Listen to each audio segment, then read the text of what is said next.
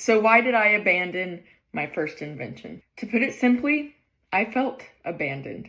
I don't talk about it often, but I went through a devastating divorce. I just wanted to start over and leave everything behind that had to do with that marriage. This is a Skills First series, and I am explaining different ways that I became an entrepreneur or made a career for myself, putting my skills first and employers giving me an opportunity despite the fact that I struggled with addiction and had no formal education. So with my background in news, I decided that I could make a really great PR person. I applied to work at a local PR firm. I was really good at helping companies and people build their brand and get on the news. I did really well, and I moved up to become vice president of the company pretty quickly. This is one of the many times that I should have gone to therapy, but instead, I chased money and success. And like most addictions that I've endured,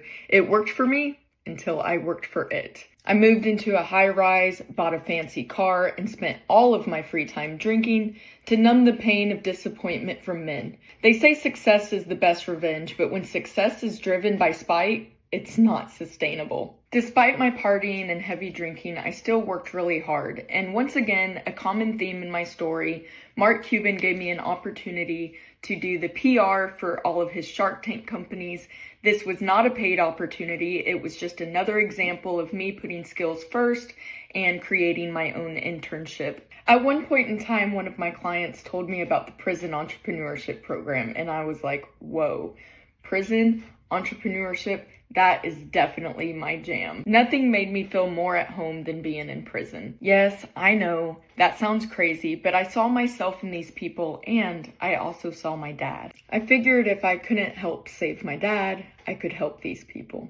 And yes, I know, that's a clear sign of codependency, but I didn't know what that meant yet, and I didn't understand that I was operating out of those maladaptive coping mechanisms. I decided to use my news background and PR abilities to share stories about people in prison on The Steve Harvey Show. As the years went by, people were coming out of prison and saying, "What now?" And I discovered that people really needed help finding jobs. I would go to HR professionals and say, "Hey, look at this guy and look at the skills." And then we'd explain the background later, after I sold them on their skills first. I Googled how to start a staffing agency. In part 5, I will explain to you how destructive it was to try to help other people to avoid helping myself. Not looking forward to it.